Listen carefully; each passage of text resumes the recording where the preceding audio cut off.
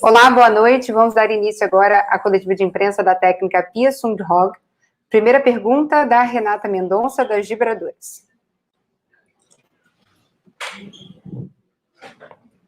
Boa noite, Pia. Parabéns pela vitória.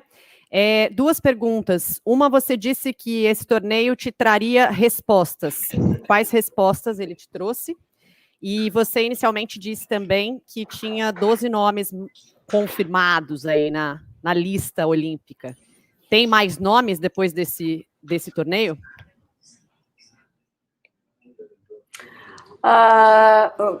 Good. We got answers. The answers is a couple of the players they did well, but some of the players they need to go back home and compete a little bit more in order to reach the international level. So there's some of the players, good and bad. Secondly, we can score goals. I'm happy with the first half today, for instance. And when it comes to defending again, like Canada in the second half, when they put players forward, we need to work on that. It was a little bit like when we played against US, where they send a lot of people forward. We really need to sort out the defending and have a transition and a counterattack. So that's something we need to work on. Segunda pergunta da Cíntia Barney, do Globoesporte.com. Olá, Pia, boa noite. Eu queria saber se pelo aproveitamento da Bárbara em 2 jogos como titular e Letícia e Aline revezando no primeiro jogo, você coloca já a Bárbara como possível candidata e a já garantir uma vaga e as outras 2 estão disputando a segunda vaga? Obrigada.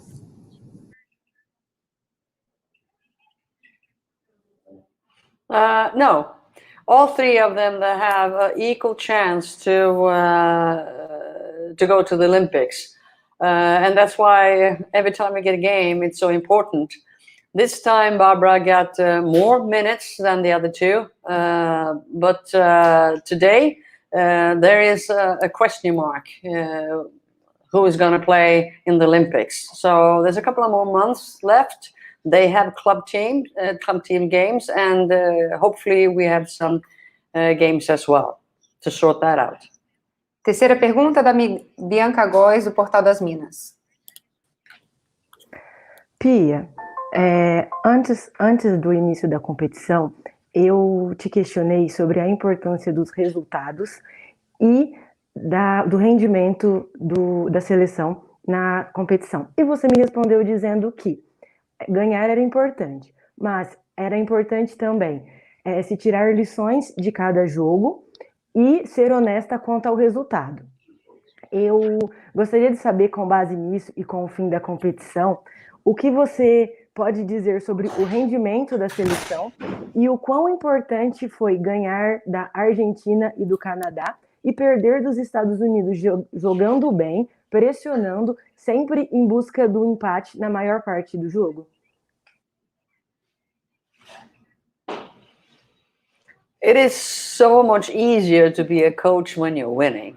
So those games against Argentina and today's game, the fact that we scored goals and winning, it makes it easier to work on certain things.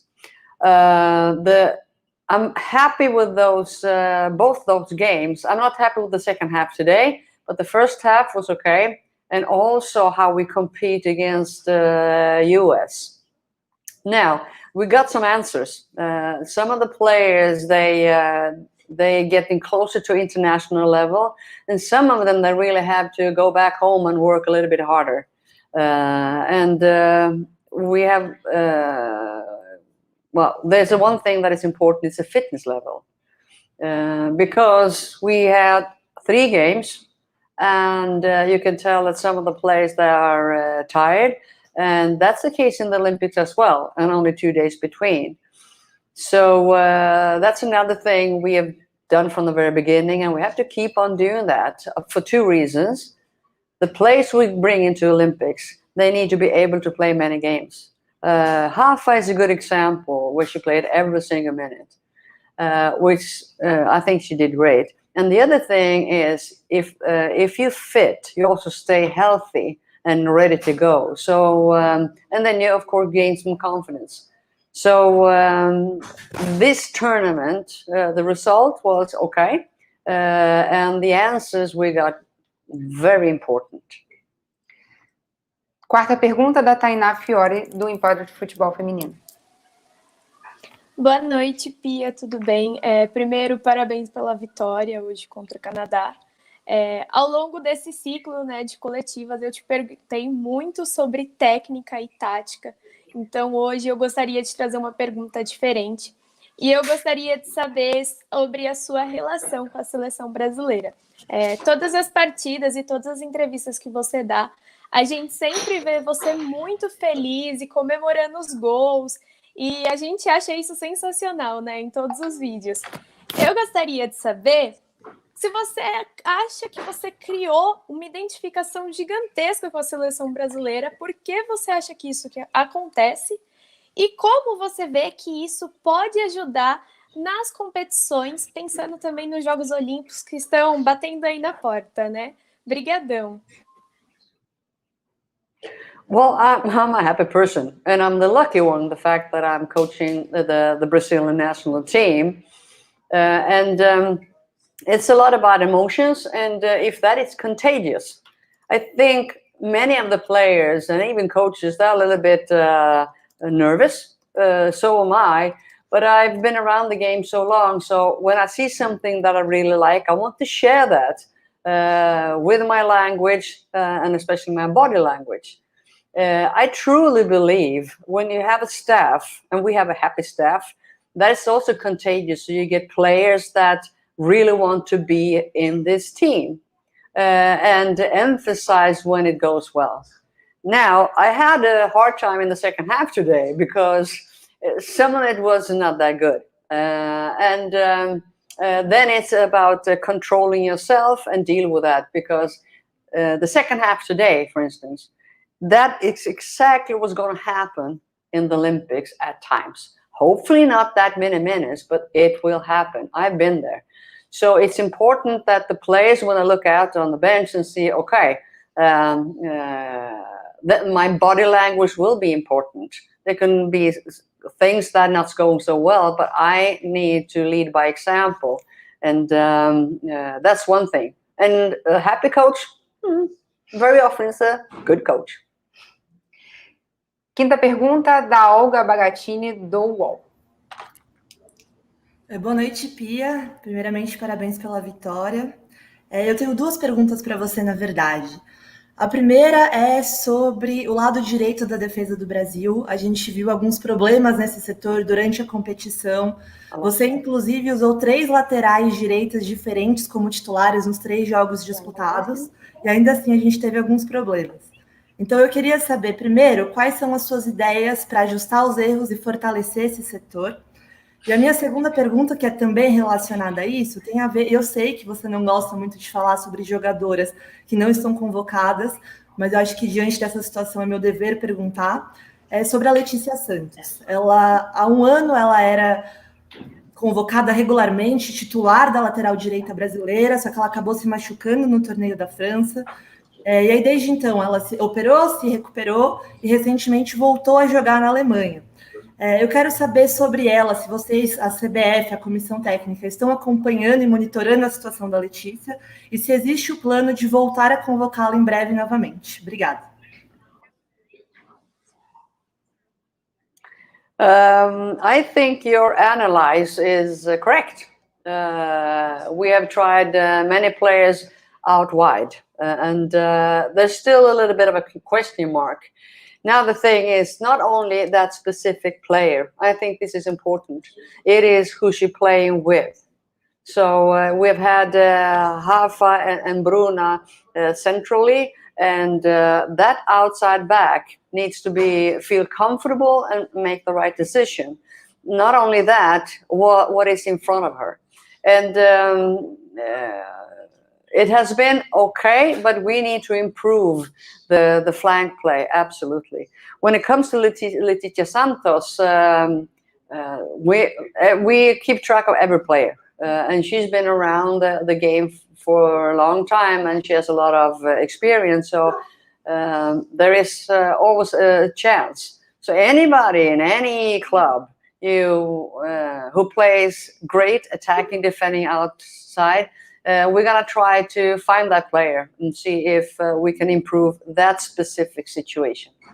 Sexta pergunta da Camila Carelli, da Rádio Globo CBN. Oi, Pia, boa noite. Queria que você, se pudesse, explicasse um pouquinho melhor o que você não gostou exatamente no segundo tempo, o que você acha que causou, talvez, essa queda de rendimento da seleção no segundo tempo, e um pouquinho sobre bola aérea. A seleção, mais uma vez, sofreu muito com cruzamentos na área, principalmente no segundo tempo, mas também é uma característica que a seleção pode aproveitar ofensivamente, tem boas cabeceadoras. É algo que você pretende trabalhar um pouquinho mais, com mais períodos de treino até as Olimpíadas? Obrigada.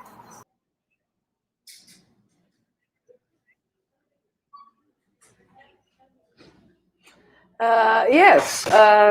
What I didn't like in the second half is when something doesn't work.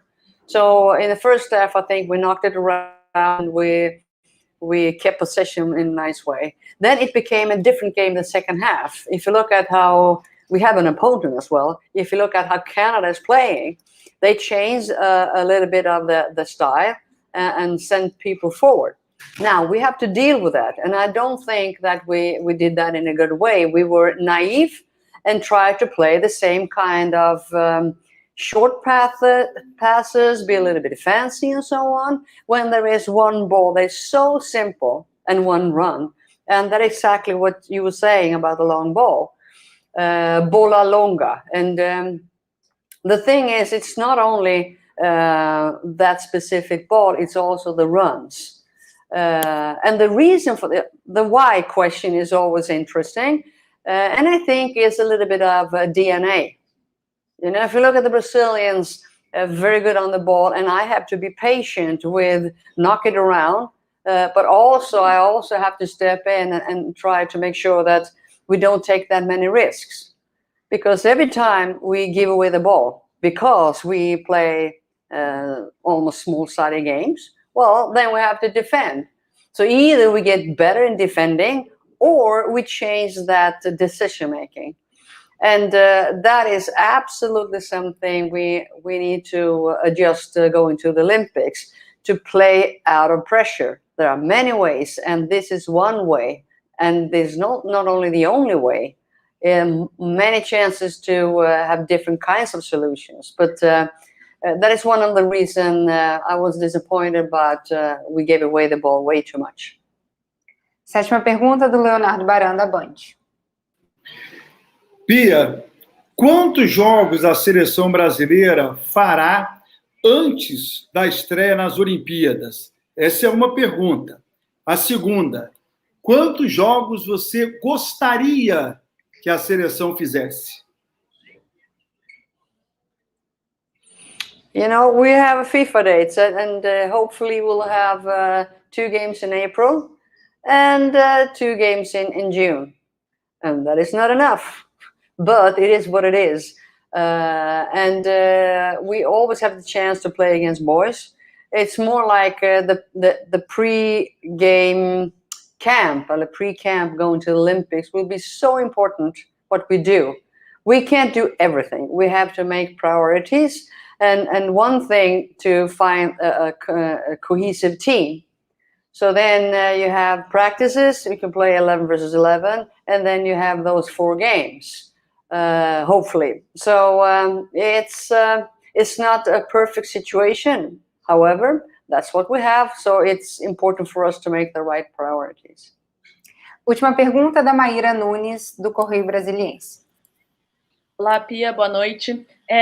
Aproveitando a última pergunta, para esses jogos restantes da seleção brasileira até as Olimpíadas, o que você acredita que vai ser a sua prioridade? Testar mais jogadoras ou as jogadoras que você ainda esteja em dúvida, enfim, para essas vagas que você comentou, que existem ainda algumas vagas em aberto para as Olimpíadas, ou seria mais no sentido de aproveitar algum desses jogos mais próximos das Olimpíadas para já colocar em campo o grupo que você acredita que vai usar nas Olimpíadas, principalmente o grupo titular, para ganhar entrosamento, enfim. Qual estratégia você acredita que vai priorizar nos jogos aí próximos às Olimpíadas? There is always a chance for any players in the Brazilian league, for instance, or any Brazilians playing to make the team if she plays well. Right now, I lean on more to find the starting lineup. Not only the starting lineup for those 4 games, but also who is coming off the bench and make the difference. I think a player today like Joanna, throw it in and she's running and she actually made the difference. That kind of performance, you have to experience that. And something like that will be very important. Obrigada, Pia, e obrigada a todos que participaram.